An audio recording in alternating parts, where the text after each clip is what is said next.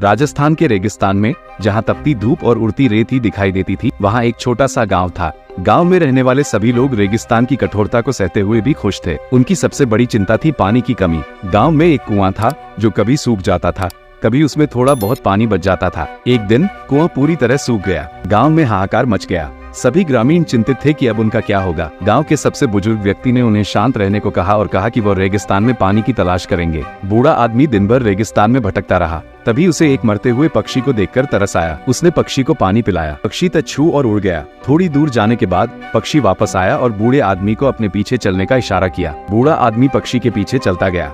वे रेगिस्तान के दूर एक टीले तक पहुँचे। पक्षी ने अपनी चोंच से टीले की जमीन खोदनी शुरू कर दी। थोड़ी देर बाद रेत से मीठा पानी बहने लगा। बूढ़ा खुशी से नाच उठा। उसने अपनी पगड़ी से पानी रोका और वापस गांव की ओर चल पड़ा। गांव पहुंचकर उसने सबको खुशखबरी सुनाई। सभी ग्रामीण उस टीले तक पहुंचे और वहां से पानी लाकर अपने गांव को बचा लिया।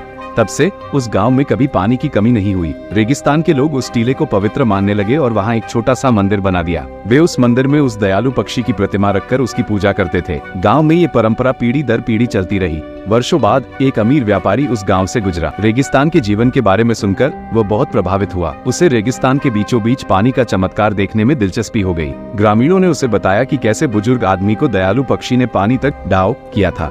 व्यापारी को लगा कि यह सिर्फ एक कहानी है। वो धन का लालची था और सोचता था कि रेगिस्तान के नीचे कहीं छिपा हुआ खजाना है। ग्रामीणों ने उसे चेतावनी दी कि वे पवित्र स्थान की खुदाई न करें, लेकिन व्यापारी उनकी बात नहीं माना। उसने मंदिर को ध्वस्त कर दिया और टीले की खुदाई शुरू कर दी।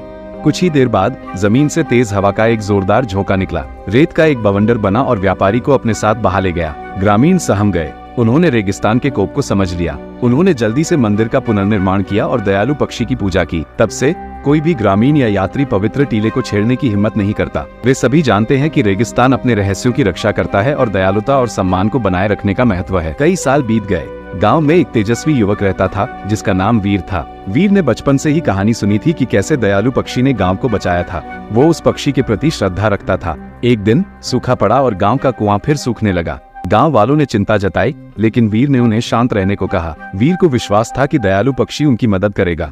वो अकेला ही रेगिस्तान में गया, उस टीले पर पहुंचा और दयालु पक्षी से प्रार्थना करने लगा। अचानक उसने रेत में एक चमक देखी।